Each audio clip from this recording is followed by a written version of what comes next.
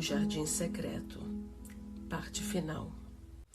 Se eles fizessem isto todos os dias, disse o forte e jovem criado John, não seria de se admirar se eles passassem a pesar o dobro de um dia para o outro, como aconteceu há um mês. Eu teria que desistir de minha posição por um tempo, por medo de que meus músculos fossem lesados. Naquela tarde, Mary reparou que algo diferente havia acontecido no quarto de Colin. Ela havia reparado no dia anterior, mas não disse nada, porque achou que a mudança poderia ter sido feita sem querer. Não disse nada naquele dia também, mas ela se sentou e olhou fixamente para a fotografia sobre a lareira. Ela conseguia vê-la porque a cortina estava puxada para os lados. Aquela foi a mudança que ela percebeu. Eu sei o que você quer me dizer, disse Colin, depois que ela observou por alguns minutos. Eu sempre sei quando você quer me dizer alguma coisa. Você está se perguntando por que a cortina está puxada para os lados. Eu irei mantê-la assim. Por quê? Perguntou Mary. Porque eu não fico mais irritado em vê-la sorrir. Eu acordei com a luz do luar algumas noites atrás e senti como se a mágica estivesse preenchendo o quarto e tornado tudo tão esplêndido que eu não pude mais me deitar. Eu levantei e olhei através da janela. O quarto estava bastante iluminado e havia uma mancha da luz da lua na cortina.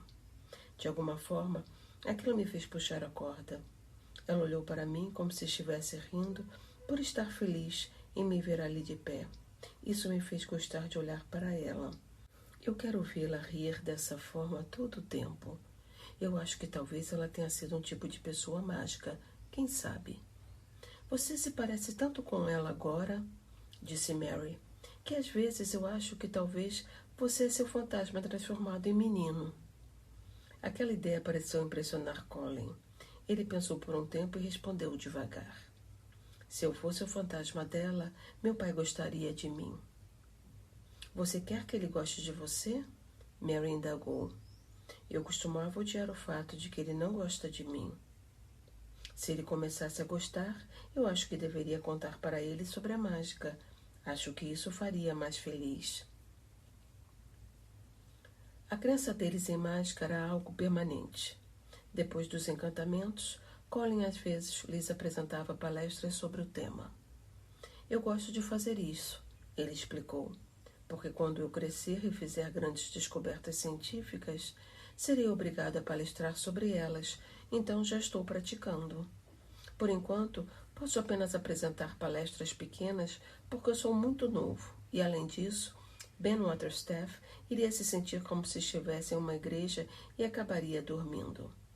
A melhor coisa de uma palestra, disse Ben, é que um camarada pode levantar e dizer algo que lhe agrada e nenhum outro camarada pode contestar.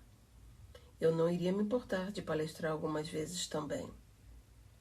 Mas quando Colin saiu debaixo de sua árvore, o velho Ben fixou olhos devoradores nele e os manteve ali. Ele olhava para o menino com um afeto crítico. Não era tanto a palestra que o interessava, mas sim as pernas que pareciam mais firmes e fortes a cada dia. A cabeça que parecia se sustentar tão bem, o queixo, antes acentuado, e as bochechas ocas que tinham se enchido e arredondado, e os olhos que começavam a manter o brilho e que faziam com que ele se lembrasse de outro par. Às vezes, quando Colin sentia que o olhar sério de Ben significava que ele estava muito impressionado, o menino se perguntava o que ele estaria pensando. E quando o viu, parecendo bastante extasiado, lhe perguntou: "No que está pensando Ben Waterstaff?" Ele perguntou. "Eu estava pensando", respondeu Ben, "que garanto que você engordou uns 3 ou 4 quilos esta semana. Eu estava olhando para essa carne em seus ombros. Eu bem que gostaria de pesá-lo." "É a mágica, os bolinhos e o leite da Sra. Sowerby", disse Colin. "Como você pode ver, o experimento científico foi um sucesso." Naquela manhã, Deacon se atrasou para assistir à palestra. Quando chegou, estava corado de tanto correr, e seu rosto engraçado parecia mais cintilante do que de costume. Como eles tinham uma boa dose de capina para fazer, após as chuvas que caíram, começaram a trabalhar. Eles sempre tinham muito a fazer depois que uma chuva quente e profunda caía. A umidade que era boa para as flores era também boa para as ervas daninhas que empurravam as lâminas minúsculas de grama e pontos de folhas que deveriam ser puxados para cima antes que suas raízes estivessem firmes demais para segurar. Colin já estava tão bom em capinar quanto qualquer outro e conseguia até palestrar enquanto trabalhava. A mágica funciona melhor quando você trabalha, ele disse naquela manhã. Você pode senti-la em seus ossos e músculos. Eu vou ler livros sobre ossos e músculos, mas vou escrever um livro sobre mágica. Eu estou fazendo isso agora. Continuo descobrindo coisas. Não passou muito tempo depois que ele disse aquilo, então encostou sua enxada e colocou-se de pé. Ele ficou em silêncio por muitos minutos e os outros perceberam que ele estava pensando em coisa para palestrar, como fazia com frequência. Quando largou sua enxada e ficou de pé, pareceu para Mary e Deacon que um súbito e forte pensamento o fez fazer aquilo. Ele se esticou o máximo que pôde e jogou seus braços para cima, exultante. A cor de seu rosto brilhava e seus olhos estranhos estavam arregalados de felicidade. De uma vez só, ele tinha percebido alguma coisa importante. Mary, Deacon, ele chamou. Olhem para mim. Eles pararam de capinar e olharam para ele. Vocês se lembram da primeira manhã que me trouxeram aqui? Ele exigiu. Deacon estava olhando para ele com muita atenção.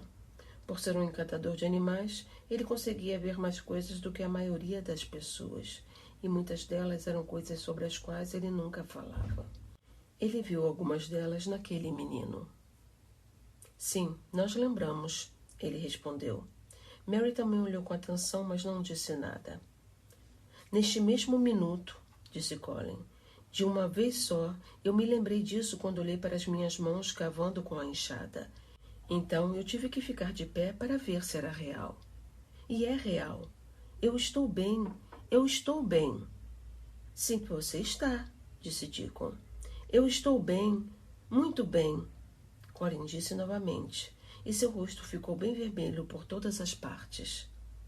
Ele já sabia daquilo antes. De certa forma, ele esperava, sentia e pensava sobre aquilo, mas naquele exato minuto, algo correu por dentro dele, uma espécie de crença arrebatadora e uma realização, e ela foi tão forte que ele não conseguiu não festejar.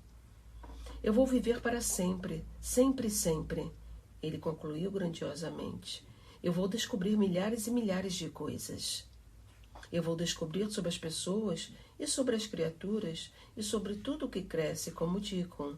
E eu nunca vou parar de fazer mágica. Eu estou bem, eu estou bem. Eu sinto como se quisesse gritar algo em agradecimento, algo alegre. Ben Waterstaff, que estava trabalhando perto de uma roseira, olhou ao redor dele. Você pode cantar a doxologia, ele sugeriu com seu mais seco grunhido. Ele não tinha opinião sobre a doxologia e não podia fazer aquela sugestão com uma emoção particular. Mas Colin tinha uma mente exploradora e não sabia nada sobre a doxologia. O que é isso? Ele indagou.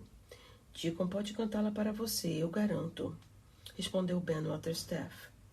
Deacon respondeu com seu sorriso cheio de percepção de encantador de animais. Eles cantam na igreja, ele disse. Minha mãe acredita que as cotovias a cantam quando acordam de manhã. Se ela diz isso, deve ser uma linda canção, Colin respondeu. Eu nunca estive em uma igreja. Sempre estive muito doente. Cante-a, Deacon. Quero ouvi-la. Deacon era muito simples e não se sentiu afetado por aquilo. Ele compreendia o que Colin sentia, mais do que ele mesmo. Ele compreendia por uma espécie de instinto tão natural que nem sabia que se chamava compreensão. Ele tirou o boné e olhou ao seu redor, ainda sorrindo. Você vai ter que tirar seu boné, ele disse para Colin. E Ben também. E vocês vão ter que levantar, vocês sabem. Colin tirou seu boné e o sol brilhou, aquecendo seu cabelo fino enquanto ele observava Deacon atentamente.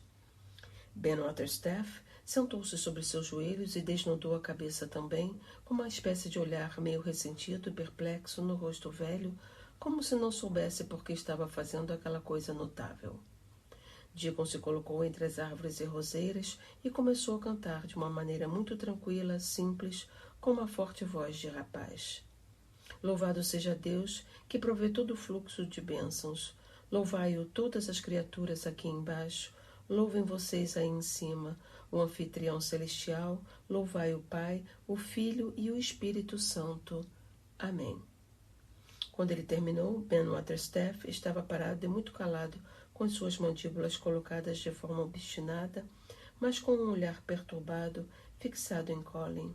O rosto de Colin estava pensativo e apreensivo.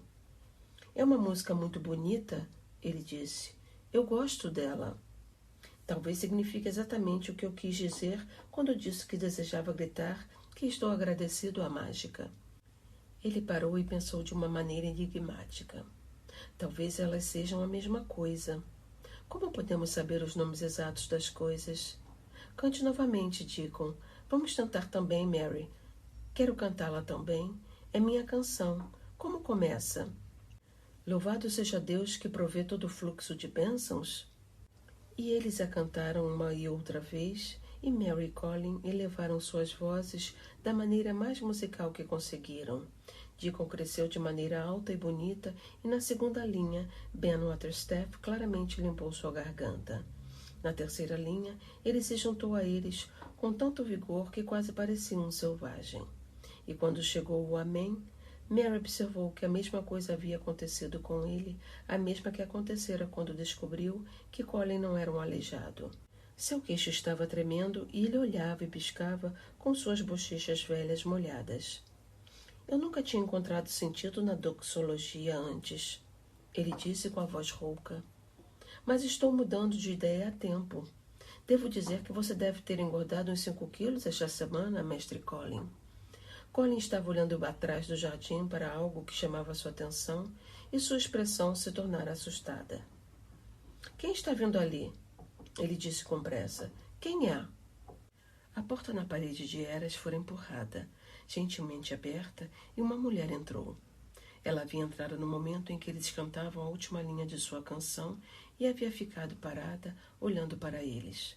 Com a Era atrás dela, a luz do sol flutuava por entre as árvores, multicolorindo seu longo manto azul, e seu belo e jovem rosto sorria através da vegetação. Ela era como uma ilustração suave e colorida dos livros de Colin. Ela tinha maravilhosos olhos afetuosos que pareciam captar tudo ao redor, até mesmo Ben Waterstaff, as criaturas e todas as flores que estavam florescendo. Inesperadamente, da mesma forma como ela aparecera, nenhum deles a via como uma intrusa, de maneira alguma. Os olhos de Deacon se iluminaram como lâmpadas. É mamãe! É ela! Ele gritou e atravessou o gramado correndo. Colin começou a se mover na direção dela e Mary o acompanhou. Ambos sentiam seus batimentos mais fortes. É mamãe! Deacon disse novamente quando encontraram-se pelo caminho. Eu sabia que você queria vê-la e lhe disse onde a porta estava escondida. Colin estendeu sua mão com uma espécie de timidez verdadeira, mas seus olhos quase devoravam o rosto dela. Mesmo quando estava doente, queria vê-la, ele disse. Você, Deacon, e o jardim secreto. Eu nunca quis ver nada, nem ninguém antes. Quando ele a olhou com o rosto erguido, uma mudança repentina se fez no rosto dela. Ela corou, os cantos de sua boca ficaram abalados e uma névoa pareceu passar por sobre seus olhos. Ah, menino querido! Ela eclodiu trêmula. Ah, menino querido! Como se ela não soubesse o que deveria dizer. Ela não o chamou de mestre Colin, apenas de menino querido, subitamente. Ela chamaria Deacon da mesma maneira se tivesse visto algo que tocasse seu coração. Colin gostou. Está surpresa em me ver tão bem? Ele perguntou. Ela colocou sua mão no ombro dele e um sorriso espantou a névoa de seus olhos. Sim, eu estou. Ela disse, mas você está tão parecido com a sua mãe que até fez meu coração pular. Você acha, disse Colin, um pouco desajeitado, que isso fará com que meu pai goste de mim? Sim, com certeza, menino querido. Ela respondeu, dando um suave e breve apertão em seu ombro. Ele tem que voltar para casa, tem que voltar. Susan Sowerby, disse Ben Waterstaff, aproximando-se dela. Olhe as pernas deste rapaz, vê? Elas eram como baquetas dentro das meias 2 meses atrás. E eu ouvi um camarada dizer que elas eram tortas e que os joelhos estalavam ao mesmo tempo. Olhe para elas agora. Susan Sowerby riu de uma maneira confortável. Muito em breve elas vão se tornar belas e fortes pernas joviais, ela disse. Continue brincando, trabalhando no jardim, comendo e bebendo muito leite doce e gostoso, e não vai ter um par mais saudável em Yorkshire. Que Deus me ouça. Ela colocou as 2 mãos nos ombros da senhorita Mary e olhou para seu rostinho de uma maneira muito maternal. E você também, ela disse. Você também vai crescer tão saudável quanto nossa Elizabeth Ellen. Eu garanto que vai se parecer com sua mãe também. Nossa Marta nos disse que a senhora Medlock ouviu por aí que ela era uma mulher linda. Você vai ser coroada como uma rosa quando crescer, minha pequena mocinha, que Deus lhe abençoe. Ela não mencionou que quando Marta chegou em casa no seu dia de folga e descreveu a criança simples e amarelada, ela havia dito que não conseguia acreditar em nada do que a senhora Medlock tinha ouvido falar. Não tem nenhuma razão para que uma mulher bonita possa ser a mãe de uma menina tão feia, ela acrescentou com firmeza. Mary não tinha muito tempo para prestar atenção às mudanças de seu rosto. Ela apenas sabia que parecia diferente e que seu cabelo parecia bem mais comprido, crescendo muito rápido. Mas ao se lembrar do prazer que sentia ao olhar para a Mem Sahib no passado, ela ficava agradecida em ouvir que poderia um dia parecer com ela. Susan Sowerby começou a passear pelo jardim com eles, ouviu toda a sua história e foi apresentada a cada botão e árvore que estava vivo. Colin caminhou com ela de um lado e Mary de outro. Nenhum deles conseguia parar de olhar para seu rosto rosado e amigável, secretamente curiosos sobre o prazeroso sentimento que ela lhes proporcionava, um acolhedor sentimento de apoio. Parecia que ela os entendia como Dico entendia seus animais. Ela parava próximo às flores e falava sobre elas como se fossem crianças. Fuligem a seguiu e 1 ou 2 vezes grosnou para ela e voou até seu ombro, como se ela fosse Deacon. Quando eles lhe falaram a respeito do pintarroxo e sobre o primeiro voo dos filhotinhos, ela riu de forma materna, como se houvesse um pequeno melão em sua garganta. Eu acredito que para eles aprender a voar seja como aprender a andar para uma criança. Mas eu acho que ficaria preocupada se as minhas tivessem asas ao invés de pernas, ela disse. Por ela parecer uma mulher tão maravilhosa, em seus bons modos, de quem morava em uma cabana no pântano, foi que eles lhe contaram a respeito da mágica. Você acredita em mágica? Colin perguntou, depois de falar sobre os faquires indianos. Eu espero que acredite. Eu acredito sim, menino, ela respondeu. Nunca a chamei por este nome, mas o que importa um nome? Eu garanto que as pessoas a chamam por nomes diferentes na França e por outros na Alemanha. A mesma coisa que faz a semente germinar e o sol brilhar, fez você também se tornar um rapaz são. E isso é a coisa boa. Não é como nós, pobres tolos, que achamos importante que nos chamem por nossos nomes. A coisa boa não para de acontecer, que Deus a abençoe. Ela continua criando mundos dos milhões de mundos como nós. Você nunca pare de acreditar na coisa boa e de saber que o mundo está cheio dela, e a chame do que quiser. Vocês estavam cantando para ela quando eu entrei no jardim. Eu me sentia tão alegre, disse Colin, abrindo seus belos olhos estranhos para ela. De alguma forma eu senti como estava diferente, como meus braços e pernas estavam fortes. Senti que podia cavar e ficar de pé, então eu pulei e quis gritar alguma coisa que todos e tudo pudessem ouvir. A mágica ouviu quando você cantou a doxologia. Ela teria ouvido qualquer coisa que você cantasse. Foi a alegria que importou. Ah, menino, menino, não importam os nomes dados ao provedor da alegria. E ela novamente deu um tapinha carinhoso em seu ombro. Ela lhes levou uma cesta que foi motivo de festa naquela manhã. Quando a hora da fome chegou e Deacon a trouxe de onde estava escondida, ela se sentou com ele sob uma árvore e os observou devorando a comida, rindo bastante, exultante sem ver seus apetites.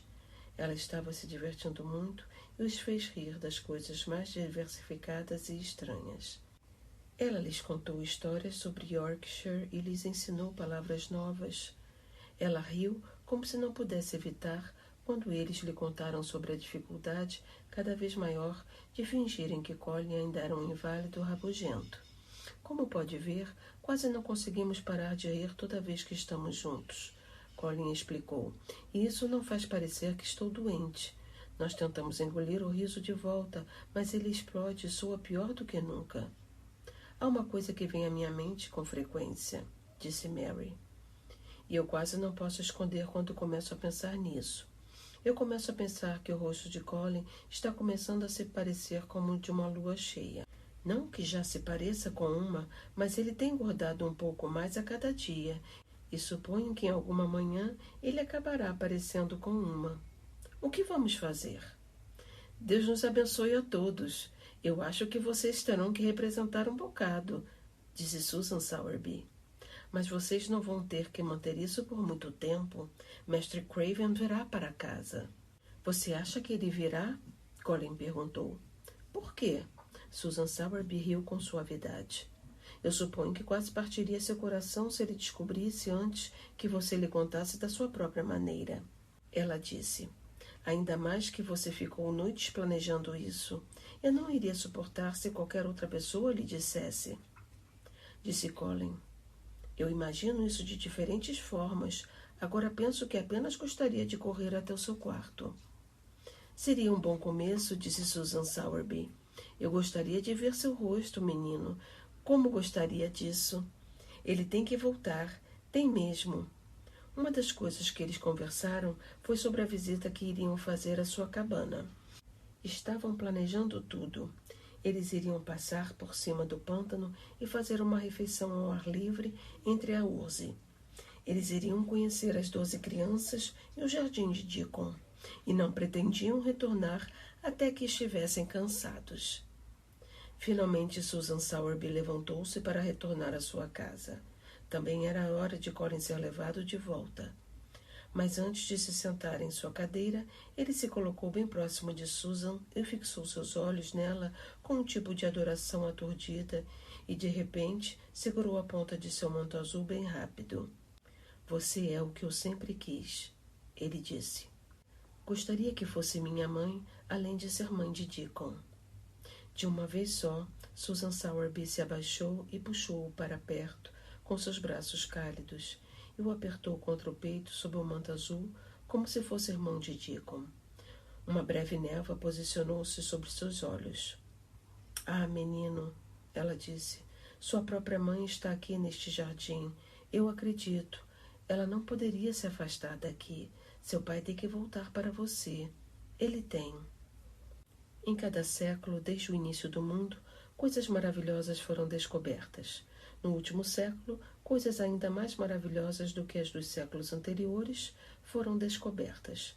Neste novo século, centenas de coisas ainda mais surpreendentes foram trazidas à luz. A princípio, as pessoas se recusaram a acreditar que uma coisa nova e estranha pudesse ser criada. Então, eles começam a ter esperança de que ela fosse criada para que pudessem testemunhar. E quando esta coisa acaba sendo feita, todo mundo se pergunta por que não foi feita séculos atrás. Uma das coisas novas que as pessoas começaram a descobrir no último século foi que os pensamentos, apenas meros pensamentos, são tão poderosos quanto baterias elétricas, tão bons quanto o brilho do sol ou tão cruéis para uma pessoa como o veneno. Deixar um pensamento triste ou cruel entrar em sua mente é tão perigoso quanto deixar uma febre escarlate germinar em seu corpo. Se você permitir que ela fique lá depois de que já se instalou, você pode nunca mais se livrar dela, se é que irá sobreviver. Enquanto a mente da senhorita Mary esteve cheia de pensamentos desagradáveis sobre seus desafetos e suas opiniões azedas das pessoas, sobre sua determinação em não ser agradável ou interessada em qualquer coisa, Ela era uma criança de cara pálida, doente, entediada e infeliz. As circunstâncias, contudo, foram muito bondosas com ela, embora ela não estivesse ciente disto. Elas começaram a empurrá-la para seu próprio lado bom. Quando sua mente começou a gradativamente se encher de pensamentos sobre pinta-roxos, cabanas em pântanos, cheias de crianças com estranhos e irritáveis velhos jardineiros, donas de casa comuns de Yorkshire, com primaveras, com jardins secretos ganhando vida, dia após dia, e ainda com o garoto do pântano e suas criaturas. Não existiu mais espaço vago para pensamentos desagradáveis que afetaram sua vida e sua digestão, deixando-a cansada e com a pele amarelada. Enquanto Colin se mantinha trancafiado em seu quarto e apenas pensava em seus medos, sua fraqueza e seu modo de detestar as pessoas que olhavam para ele, refletindo de hora em hora sobre suas corcundas e sua morte próxima, ele era um histérico e meio louco pequeno hipocondríaco que não sabia nada sobre luz do sol nem primaveras e também não sabia que poderia melhorar e ficar sobre seus pés se apenas tentasse fazer isso. Quando os novos e belos pensamentos começaram a tomar o lugar dos sombrios, a vida começou a voltar para ele, seu sangue começou a correr saudavelmente por suas veias e a força começou a se derramar sobre ele como uma inundação. Seu experimento científico era muito prático e simples, e não havia nada de estranho nele. Muito mais coisas surpreendentes poderiam acontecer para aquele que, ao permitir que um pensamento desagradável ou desanimado venha à sua mente, tenha o discernimento de reconhecê-lo a tempo e afastá-lo, colocando um agradável e positivo em seu lugar. Duas coisas não podem ocupar o mesmo espaço. Onde se cultiva uma rosa, meu rapaz, um cardo não pode nascer. Enquanto o jardim secreto estava voltando à vida, e as duas crianças também voltavam à vida com ele, havia um homem vagando por certos lugares belos e distantes, nos campos noruegueses, pelos vales e montanhas da Suíça, e ele era um homem que, por 10 anos, manteve sua mente cheia de pensamentos sombrios e dolorosos. Ele não foi corajoso. Ele nunca tentou colocar nenhum outro pensamento no lugar dos sombrios. Ele vagara por lagos azuis e pensara neles. Deitava-se ao lado de montanhas com folhas de profundas gencianas azuis que faziam florescer tudo sobre ele, enquanto flores respiravam todo o ar e ele pensava nelas. Um terrível arrependimento caiu sobre ele quando ficou feliz, então deixou sua alma se encher de escuridão e se recusou obstinadamente a permitir que qualquer fenda ou luz lhe atravessasse. Ele havia esquecido e deixado sua casa e seus deveres. Enquanto viajava, a escuridão pairou tanto sobre ele que apenas vê-lo era um mal para outras pessoas, porque era como se ele tivesse envenenado o ar ao seu redor com a sua melancolia. A maioria dos estranhos pensava que ele deveria ser louco ou um homem com algum crime escondido em sua alma. Ele era um homem alto, com um rosto desenhado e ombros curvados.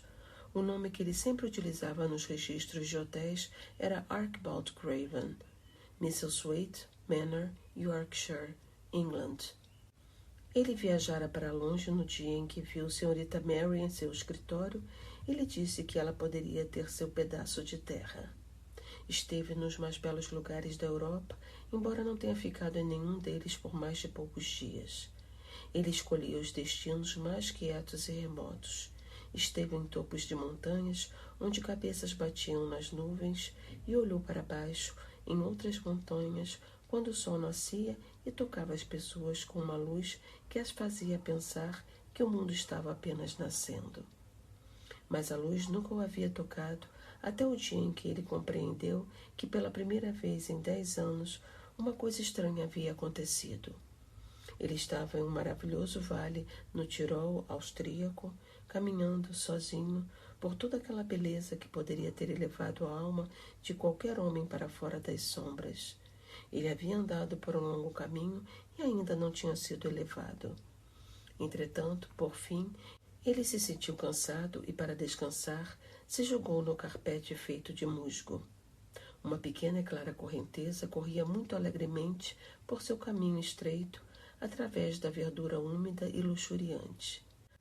Às vezes fazia um barulho como uma risada, quase silenciosa, como se borbulhasse pelas pedras.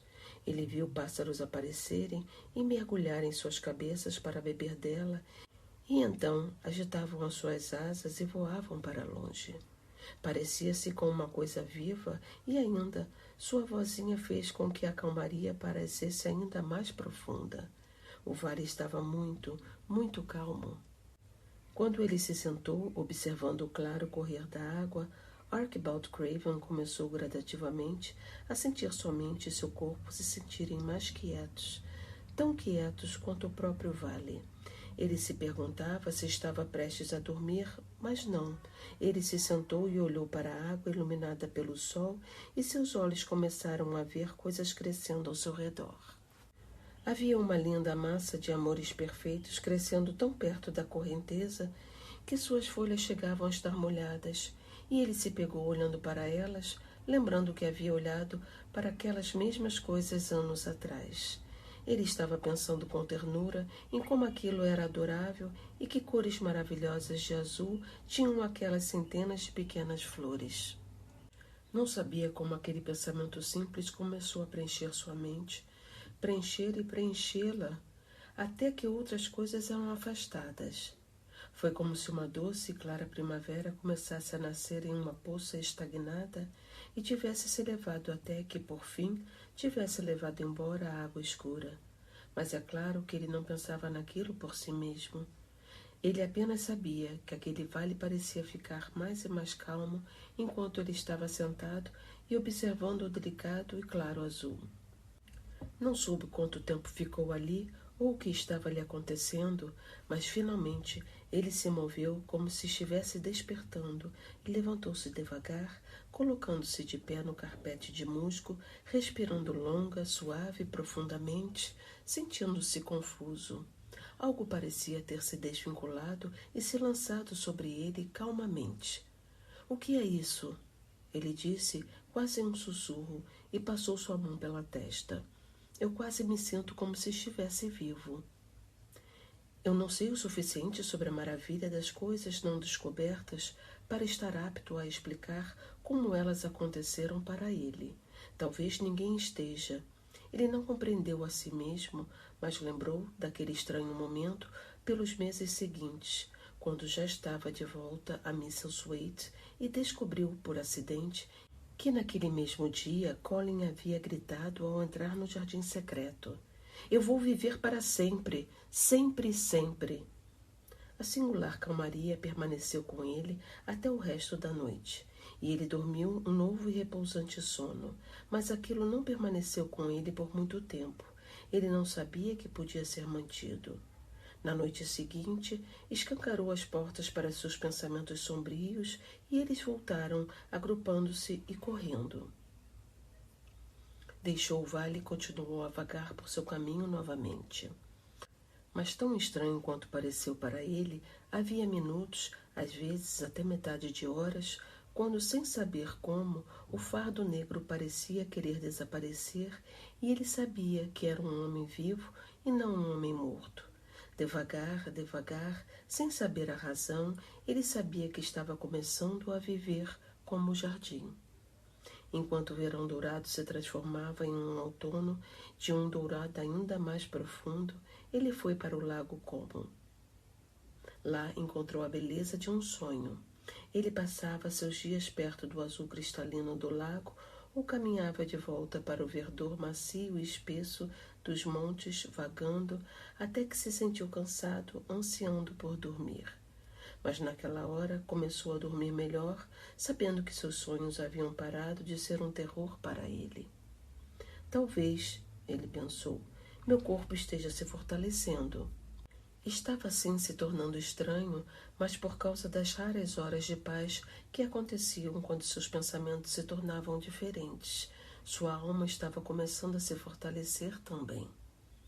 Ele começou a pensar em Misselthwaite e a pensar se não deveria voltar para casa.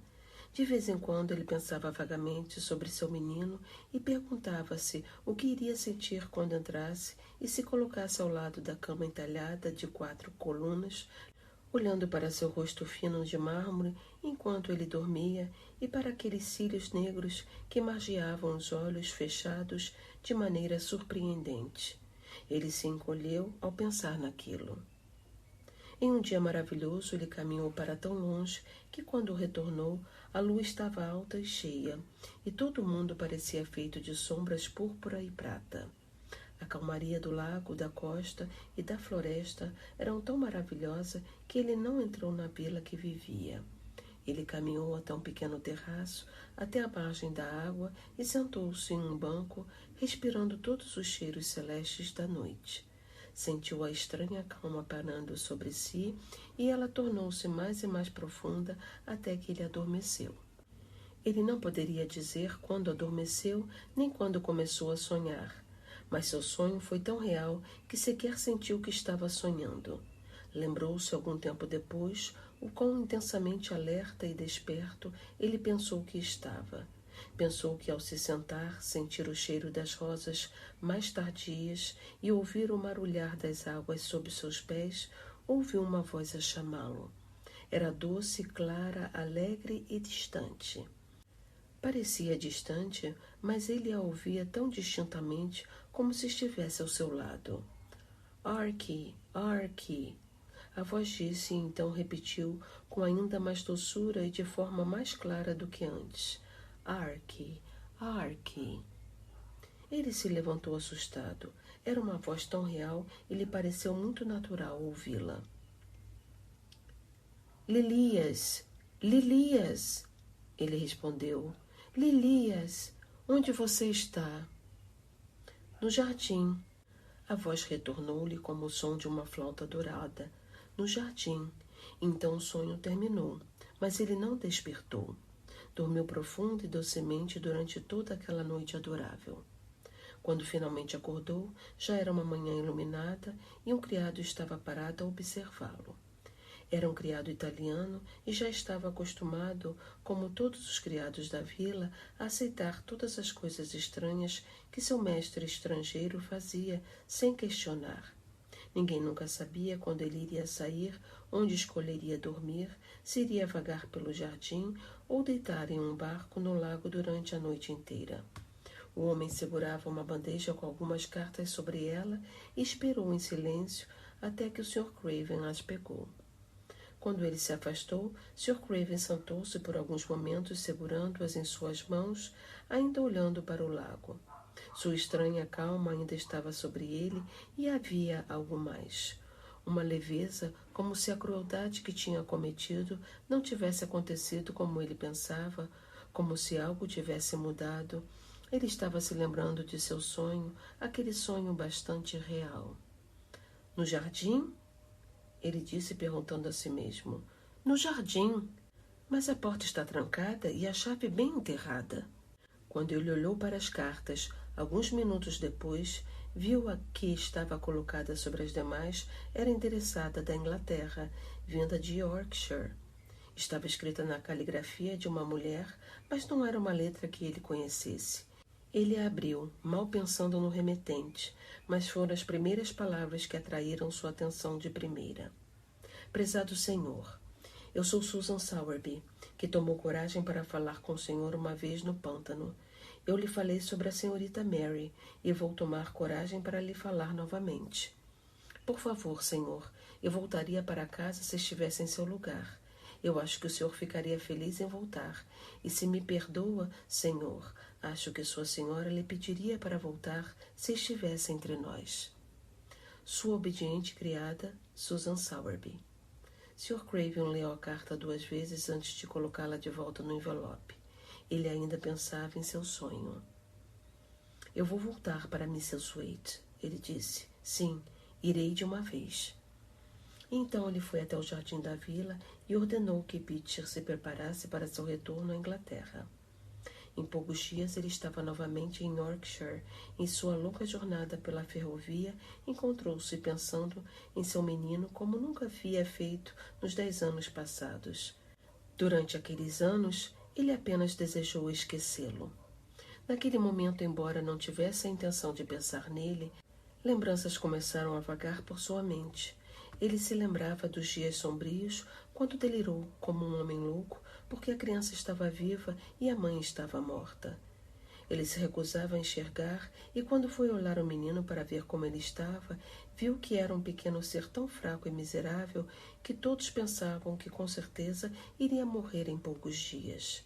Mas, para a surpresa daqueles que tomaram conta dele, aqueles dias passaram e o bebê sobreviveu, e todos passaram a acreditar que se tornaria uma criatura deformada e aleijada. Ele não tinha intenção de ser um mau pai, mas mal se sentia como um. Ele havia fornecido os médicos, enfermeiras e luxos, mas se afastou do mero pensamento sobre o menino e se afundou em sua própria miséria. Na primeira vez, depois de um ano de ausência, ele retornou para Misselthwaite e a pequena e miserável coisinha, lânguida e indiferentemente, levantou seus olhos cinza com os cílios negros para olhar para ele, tão parecido e tão horrivelmente diferente dos olhos felizes que ele tinha adorado, de que ele mal podia suportar olhar para eles. Então foi embora, pálido como a morte. Depois disso, ele quase nunca mais ouviu, exceto quando estava adormecido, e tudo o que sabia do menino era que estava confirmado que seria um inválido, como um temperamento cruel, histérico e meio insano. Ele podia apenas se afastar de suas fúrias, que eram perigosas para si mesmo, seguindo seu próprio caminho em cada detalhe. Aquilo não era uma coisa boa de se lembrar, mas enquanto o trem o levava pelas passagens das montanhas e planícies douradas, o homem que estava voltando à vida começou a pensar de uma forma diferente, pensando por bastante tempo, forte e profundamente. Talvez eu tenha estado errado nesses 10 anos, ele disse para si mesmo. 10 anos é um longo tempo. Pode ser tarde demais para fazer qualquer coisa, muito tarde, no que eu estive pensando. Claro que aquela era uma mágica errada, começar a dizer tarde demais. Até mesmo Colin teria dito aquilo, mas ele não sabia nada sobre mágica, nem sobre a branca, nem sobre a negra. Ele ainda precisava aprender sobre aquilo. Ele se perguntava se Susan Sowerby tomara coragem para escrever para ele somente porque tinha percebido que o menino estava muito pior, que estava fatalmente doente. Se ele não estivesse sob o feitiço daquela curiosa calmaria que tomou posse dele, estaria mais infeliz do que nunca. Mas a calma lhe trouxe uma espécie de coragem e esperança. Ao invés de dar espaço para pensamentos ruins, ele começava a perceber que estava acreditando em coisas boas. Será possível que ela tenha percebido que eu posso ser capaz de fazer bem ao menino e controlá-lo? Pensou ele. Eu vou vê-la em meu caminho para Misselthwaite. Mas em seu caminho através do pântano, ele parou o carro em frente à cabana e 7 ou 8 crianças que estavam brincando, unidas em um grupo, fizeram 7 ou 8 reverências educadas, dizendo-lhe que a sua mãe tinha ido até o outro lado do pântano bem cedo pela manhã para ajudar uma mulher que dera luz a um novo bebê. Nosso Deacon, eles disseram, por livre e espontânea vontade, está na Manor, trabalhando em um dos jardins, onde passa vários dias da semana. Sr. Craven olhou para a coleção de resistentes corpos pequenos e rostos de bochechas redondas e vermelhas, cada um sorrindo à sua maneira, e ele acordou para o fato de que se tratava de um grupo muito saudável e simpático. Ele sorriu para seus sorrisos amigáveis, pegou uma moeda de ouro de seu bolso e entregou para Elizabeth Ellen, que era a mais velha. Se você dividir em 8 partes iguais, haverá meia coroa para cada um, ele disse. Então, em meio a sorrisos, risadas e reverências, ele foi embora, deixando-os em êxtase, cutucando-se e saltitando de alegria. A viagem por toda a beleza do pântano foi uma coisa tranquilizadora. Por que será que tinha a sensação de regresso ao lar, sendo que ele tinha certeza que jamais sentiria aquilo novamente? Sentiu a beleza daquela terra, do céu, das flores púrpura à distância e obteve uma sensação cálida no coração ao se aproximar da velha casa que abrigou aqueles de sua linhagem por 600 anos. Ele simplesmente se afastara dali, estremecendo ao pensar em seus quartos fechados e no menino deitado na cama de 4 colunas com as cortinas de brocado. Seria possível que ele talvez o encontrasse melhor, nem que fosse um pouco, superando sua doença? O quão real podia ser aquele sonho, que maravilhosa e clara foi a voz que respondeu para ele. No jardim, no jardim. Tenho que tentar encontrar a chave, ele disse. Eu vou tentar abrir a porta. Eu devo, apesar de não saber porquê.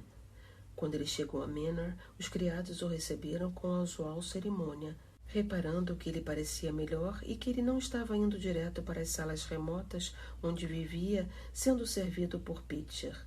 Ele foi para a biblioteca e procurou pela Sra. Medlock. Ela veio até ele excitada, curiosa e afobada. Como está Mestre Colin, Medlock? Ele perguntou. Bem, senhor, a Sra. Medlock respondeu. Ele está diferente em uma maneira de falar. Pior? Ele sugeriu. A Sra. Medlock realmente corou. Veja bem, senhor, ela tentou explicar. Nem o Dr. Craven, nem a enfermeira, nem eu mesma poderíamos controlá-lo. Mas por quê? Para dizer a verdade, senhor, Mestre Colin pode estar melhor ou pode estar piorando. Seu apetite, senhor, não conseguimos compreender, e seus modos tornaram-se mais peculiares? Seu mestre perguntou, franzindo a sobrancelha ansiosamente. É isso mesmo, senhor. Ele está crescendo de forma muito peculiar, se o compararmos com o que ele era antes. Ele costumava não comer nada, mas subitamente começou a comer com enorme apetite. E então parou novamente e os jantares passaram a ser devolvidos exatamente como os costumavam acontecer. Nunca se sabe, senhor, mas quando ele sai por esta porta, nunca deixa que ninguém o leve. Passamos por muitas coisas para levá-lo para sair em sua cadeira que deixariam qualquer corpo tremendo como uma folha. Ele se pôs em um estado que o Dr. Craven disse que não poderia se responsabilizar a forçá-lo. Bem, senhor, sem nenhum aviso, logo depois de um dos seus ataques, ele simplesmente começou a insistir que queria ser levado lá fora pela senhorita Mary e o filho de Susan Sowerby, o Deacon, deveria empurrar sua cadeira. Ele criou uma fantasia com a senhorita Mary e Deacon e fez Deacon trazer seus animais domesticados para a casa. E acredite, se quiser, senhor, ela fica fora da casa até a noite. E como está sua aparência? Foi a pergunta seguinte. Se ele comesse normalmente, senhor, poderíamos pensar que está engordando, mas temos medo que possa ser algum tipo de inchaço. Ele ri às vezes de um modo estranho quando está sozinho com a senhorita Mary. Ele não costumava fazer isso. Dr. Craven virá vê-lo, se o senhor permitir. Ele nunca esteve tão confuso em toda a sua vida.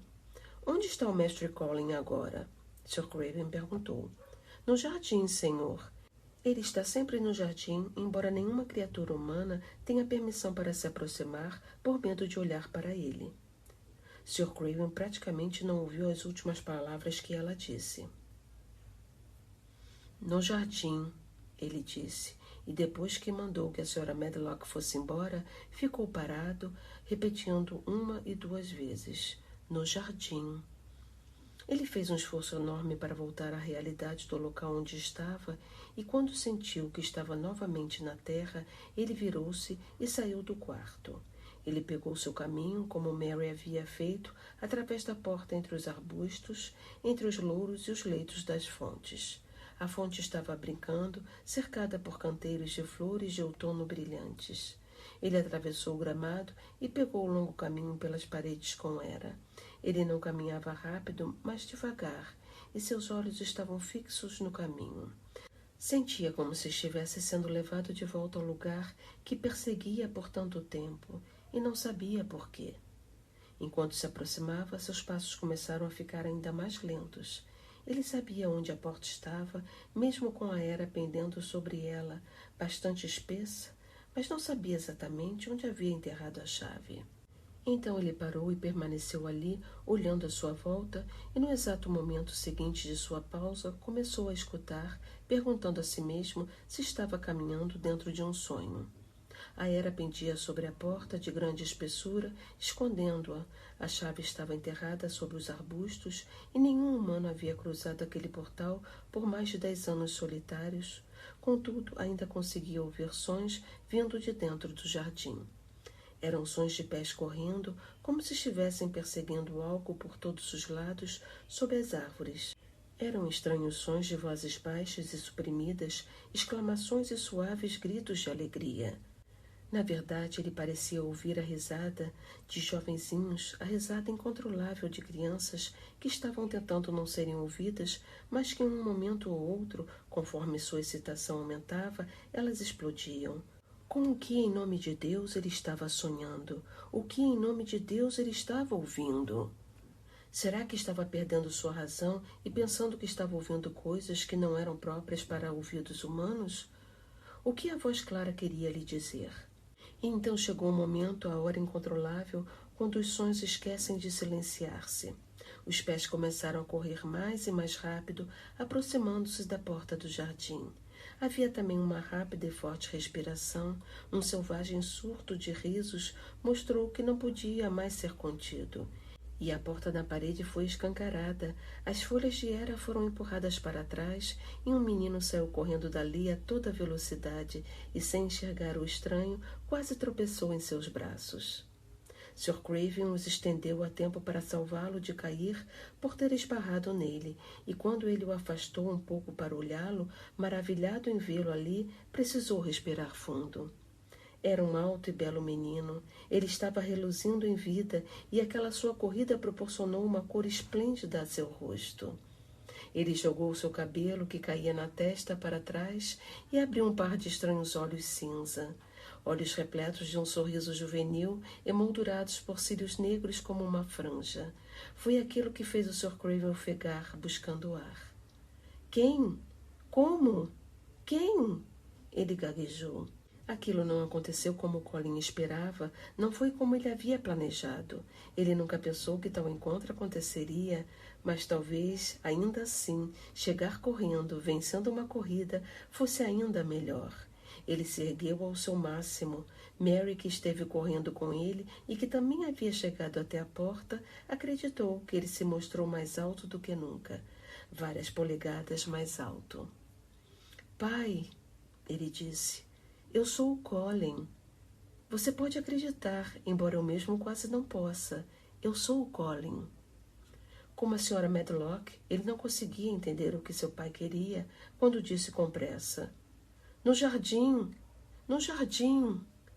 Sim, Colin se apressou em dizer. Foi o jardim que fez isso. E também Mary, Deacon, as criaturas e a mágica. Ninguém sabe. Nós guardamos o segredo para lhe contar quando voltasse. Eu estou bem, posso vencer Mary em uma corrida, serei um atleta.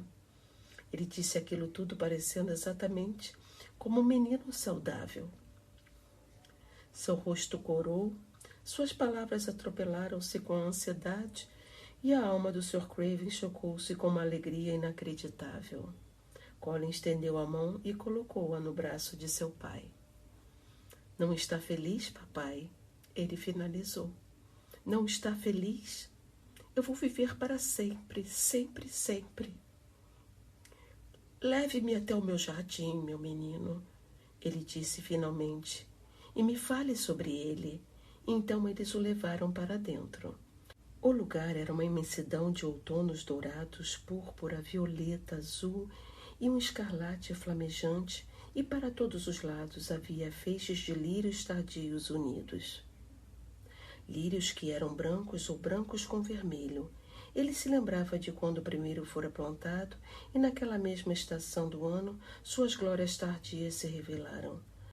Rosas atrasadas escalaram, penduraram-se e se agruparam, e o brilho do sol, acentuando a cor das árvores amareladas, faria qualquer um se sentir dentro de um templo de ouro. O recém-chegado ficou em silêncio, assim como ficaram as crianças quando entraram naquele lugar, quando ainda era cinza. Ele olhou ao seu redor. Eu pensei que estava morto, ele disse. Mary pensou a mesma coisa a princípio, disse Colin, mas ele voltou à vida. Eles se sentaram sob uma árvore, todos menos Colin, que queria ficar de pé enquanto contava a história. Aquela era a coisa mais estranha que já tinha ouvido, Archibald Craven pensou, enquanto a história lhe era derramada, contada sob as palavras de um menino. Mistério e mágica, criaturas selvagens, os encontros estranhos à meia-noite, a chegada da primavera, A paixão e o orgulho insultado que havia arrastado o pequeno Rajá a ficar de pé para desafiar o velho Ben Waterstaff. O companheirismo ímpar, a brincadeira de representar o grande segredo tão cuidadosamente guardado. O ouvinte riu até que as lágrimas apareceram em seus olhos, mas ele não estava chorando. O atleta, o palestrante, o explorador científico eram coisas divertidas, adoráveis e saudáveis para um jovem menino. Agora, ele disse no final da história, isso não precisa ser mais um segredo. Eu ouso dizer que irá deixá-los assustados, até quase terem um ataque quando me virem, mas eu nunca mais irei me sentar naquela cadeira. Eu vou caminhar de volta com você para casa, papai. Até a casa. Os deveres de Ben Waterstaff raramente o afastavam do jardim, mas naquela ocasião ele criou uma desculpa para carregar alguns legumes para a cozinha e foi convidado para a ala dos criados pela Sra. Medlock para beber um copo de cerveja, mas estava no local certo, exatamente como ele desejava estar, quando o evento mais dramático que Misselthwaite Manor já tinha visto durante a atual geração aconteceu. Ele olhava por uma janela que dava para o pátio, mas de onde também podia ter um vislumbre do gramado. A Sra. Medlock, sabendo que Ben havia voltado dos jardins, esperava que ele tivesse a chance de ver seu mestre se encontrando com o mestre Colin. Você viu algum deles, Waterstaff? Ela perguntou.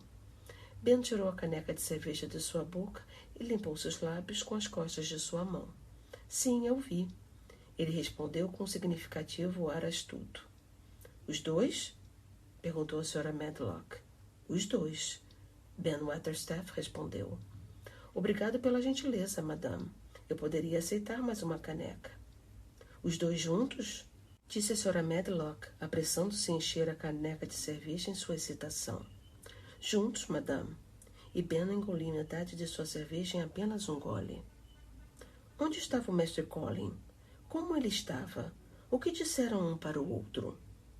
Eu não ouvi, disse Ben. Estou apenas olhando através da parede, mas posso lhe dizer. Tem coisas acontecendo fora desta casa que ninguém poderia imaginar. O que há para se descobrir vai ser descoberto logo. E isso aconteceu apenas 2 minutos antes que ele pudesse engolir o resto de sua cerveja.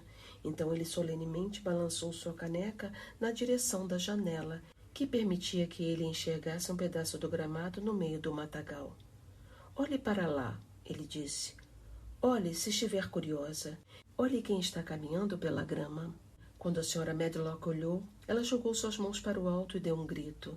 Todos os homens e mulheres a escutaram através da ala dos criados e ficaram olhando pela janela, com seus olhos quase saltando das órbitas. Pelo gramado seguia o mestre de Misselthwaite, e ele aparentava estar bem, como muitos deles jamais o tinham visto. E do seu lado, com a sua cabeça elevada e seus olhos cheios de alegria, caminhava tão forte e firme como qualquer menino de Yorkshire, o mestre Colin. Fim.